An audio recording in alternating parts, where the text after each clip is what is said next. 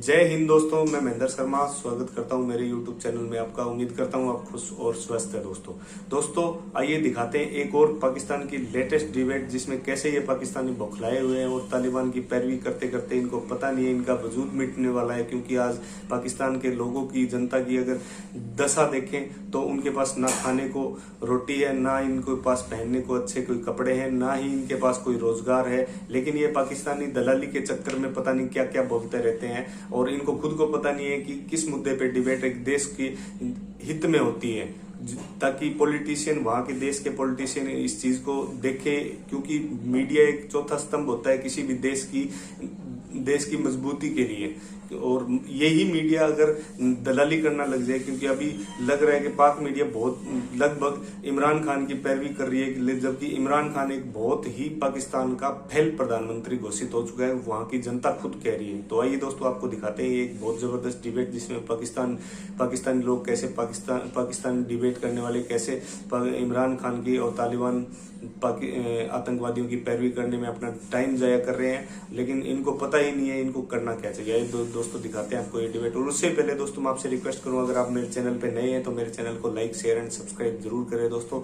जय हिंद, वंदे मातरम, भारत माता की जय दोस्तों। लेकिन मईशत उनके कंट्रोल में नहीं है, बैरूनी इमदाद की उनको ज़रूरत है। इसका बरमला अफगान तालिबान की लीडरशिप मुसलसल इजहार कर रही है। शुक्रिया अदा किया जा रहा है पाकिस्तान का, कतर का, जिन ममालिक ने भी मदद की उन सब का।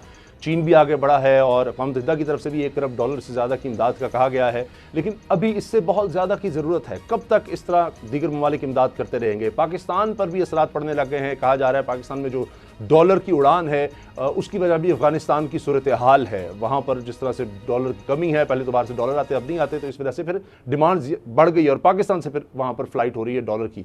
तो ये मसाइल हैं और इसी में फिर अफगान धड़ों के दरमियान लड़ाई की खबरें हैं।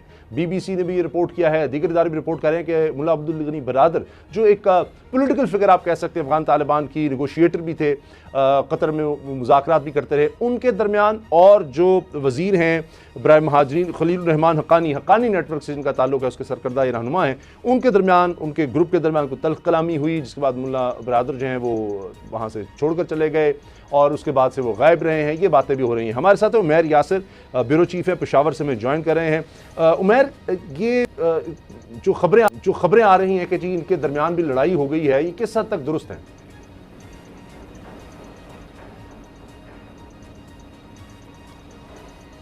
देखिए जी, इस बारे में तो हतमी तौर पे तो कुछ भी नहीं कहा जा सकता, क्योंकि अब तक जितनी भी बातें इस मामले में हो रही हैं या जो मीडिया पे आ रही हैं, वो तमाम की तमाम जो हैं वो कयास आराइयाँ हैं। एक बात तो बड़ी वाज़ेह है कि तालिबान ने एक तवील जंग के बाद और एक तवील जद्दोजहद के बाद वहाँ का कंट्रोल हासिल किया है, तो ज़ाहिर है उनको अब हुकूमत साजी में या अफ़गानिस्तान का निज़ाम चलाने में काफ़ी ना सिर्फ मुश्किलात होंगी, बल्कि वो काफ़ी जो वक्त भी उसमें लगेगा। अब तो मेरे ख़्याल में बमुश्किल चंद एक माह भी नहीं हुआ, तो इस वजह से जितनी भी इस वक्त बातें हो रही हैं वो कयास आराइयाँ हैं।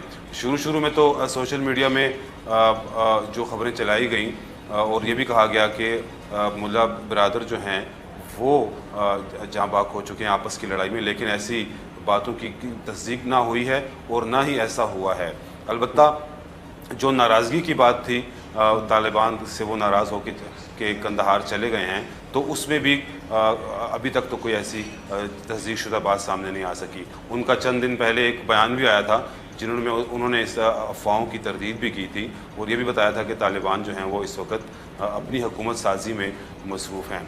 जो सबसे ज़्यादा अहम मसला तालिबान को दरपेश है, वो चूँकि आलमी बिरादरी ने अभी तक उनके साथ किए गए वादे पूरे नहीं किए, इस वजह से वो उनको इस पे शिकायत भी हैं। उनका ये मौक़िफ़ भी है कि हमने एक मुआहदे के तहत यहाँ से अमेरिका और जो नेटो की अफवाज थी उनके साथ बाकायदा एक मुआहदा किया था और उनको अपने मुआहदे पर कारबंद रहते हुए हमने उन्हें यहाँ से जो महफूज जो इनखला था वो भी मौका हमने फराहम किया। अब आलमी बिरादरी की भी ये ज़िम्मेदारी है कि जो वादे वईद हमारे साथ किए गए थे अफ़गानिस्तान की खुसूसन मईशत के बारे में, उसको वो वादे उनकी तरफ से भी पूरे किए जाएं। तो ये एक अहम मसला है जो इस वक्त तालिबान को दरपेश है, जिसकी वजह से उनको मुआशी मुश्किलात भी वहाँ पे पेश आ रही हैं। इस वक्त जो संगीन है उमैर, क्योंकि तकरीबन 9-10 अरब डॉलर जो आप वादा कह रहे हैं वो भी रोक लिए गए अफगानिस्तान के, अमेरिका ने रोक लिया, IMF दीगर की फंडिंग भी रुकी। पहले तो बड़े दिए जा रहे थे, उनको भी पता है कि करप्शन किस कदर हो रही है। अब सब चीज़ें सामने आ गई हैं। अभी मैं देख रहा हूँ कि इमरान खान साहब ने भी जो CNN को इंटरव्यू दिया उसमें भी कहा कि जी क्या सूरत हाल होगी अफगानिस्तान में, कोई कुछ नहीं कह सकता। अमेरिका के तो सारे अंदाजे गलत हुए। वो कहते हैं हक्कानी नेटवर्क के बारे में अमेरिका को कुछ पता नहीं है। तो ये अंदाजे तो बड़े गलत हुए, और फिर उसके बाद अगर सपोर्ट नहीं की जाती ये तो फिर एक और केओस होगा, और वो किसी के भी हक में नहीं होगा। अमेरिका भी शायद उससे महफूज ना रहे। अभी भी अमेरिका में रिपोर्ट दी जा रही है जी अल-कायदा फिर एक्टिव हो सकती है अफगानिस्तान में, और 1-2 साल में दोबारा हमला हो सकता है अमेरिका पर।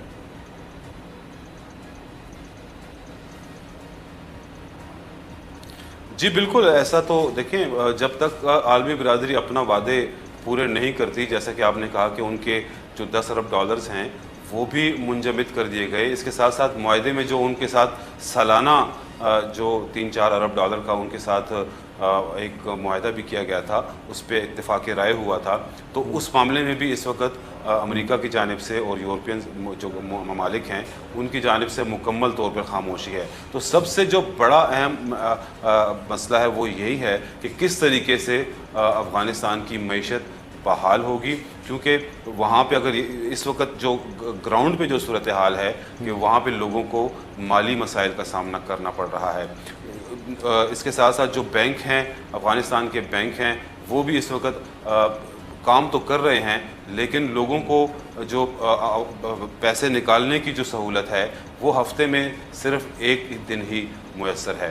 तो अगर ये सूरत हाल बरकरार रहती है तो फिर वहाँ पे ज़ाहिर है एक मसाइल में, मुश्किलात में इजाफा होगा। बल्कि पाकिस्तानी हुकाम की जानिब से ये भी कहा जा रहा है कि एक इंसानी अलमिया भी खुदा न खास्ता वहाँ पे जन्म ले सकता है। तो इस सूरत में अफ़गानिस्तान में जितने भी जो आज़ाद ज़राए हैं, जो लोग हैं, आम लोग भी उनका यही कहना है। बल्कि चंद दिन पहले हम जब तोरखम बॉर्डर पे मौजूद थे तो अफ़गानिस्तान से आने वाले जो कारोबारी अफराद थे वो यही कहा करते थे कि हमें कुछ नहीं चाहिए, हमें सिर्फ तिजारत चाहिए। तो जब तिजारत बहाल हो जाएगी तो हमारे तमाम जो मसाइल हैं वो उसमें काफ़ी हद तक कमी आएगी। तो अब आलमी बिरादरी और अक़वाम मुत्तहिदा उनसे भी वो लोग यही मुतालबा कर रहे हैं कि हमें इस तिजारती जो मामलात हैं उनके उस मामले में हमारे साथ ताउन किया जाए, ताकि अफगानिस्तान की जो मईशत है वो वहाँ पे बेहतरी की जानिब। कल उसामा साहब इस हवाले से एक अहम इजलास भी हो रहा है। शंघाई तावन तंजीम जो है वो इजलास बुला रही है, उसमें प्राइम मिनिस्टर पाकिस्तान भी जा रहे हैं, ताजिकिस्तान में ये हो रहा है। उसमें चाइना के जो प्रेसिडेंट हैं वो वर्चुअल कॉन्फ्रेंस के ज़रिए से आएंगे, व्लादिमीर पुतिन भी हैं, ताजिकिस्तान, उज़्बेकिस्तान, किर्गिस्तान और ईरान से भी एक दफ़ा रिप्रेजेंटेशन दी जा रही है वहाँ पर। तो वो सारा अफ़गानिस्तान सेंट्रिक होगा। अफ़गानिस्तान के हवाले से अहम फैसले होंगे, उसको मानना है नहीं मानना या उसके साथ कैसे चलना है। तो मेरा ख्याल है कि ये जो 2 रोज़ा कॉन्फ्रेंस है ये बड़ी अहम है और सारी दुनिया की नज़रें इस कॉन्फ्रेंस पे लगी हुई हैं। अगर उसमें ये डिसीजन आ जाता है कि जनाब अफ़गानिस्तान को जो तालिबान की गवर्नमेंट है इसको मान लिया जाए, इसको रिकगनाइज कर लिया जाए और इसकी हेल्प की जाए और उसके साथ ट्रेड स्टार्ट कर दी जाए, तो एक बहुत बड़ा इनिशिएटिव होगा मेरी नज़र में। बिल्कुल। और इसके बाद आगे दुनिया के लिए मज़ीद राहें उनकी खुल जाएंगी। तो अगर देखें ये सारे हमसाया मुल्क हैं, Pakistan, China, Tajikistan, Uzbekistan, Kyrgyzstan, Iran, अगर ये सारे मुल्क उसके साथ उस गवर्नमेंट को मान लेते हैं और अफगानिस्तान के साथ ट्रेड ओपन कर देते हैं तो फिर ये जो मसाइल हैं खासी हद तक उसके कम हो जाएंगे, बल्कि हल हो जाएंगे। ठीक है, लेकिन ये भी तो सवाल है कि अमेरिका जो 29 करोड़ डॉलर रोज़ाना खर्च करता रहा है और इसमें से ज़्यादा पैसा वो पैसा उसका कुछ हिस्सा ही वो अगर खुराक, अद्वियात और बुनियादी इंसानी ज़रूरियात के लिए अफगानिस्तान पर लगाए, जिसने तबाही मचाई, उसका क्या कोई फ़र्ज़ नहीं बनता कि वो यहाँ पर रीबिल्डिंग के लिए कुछ करे।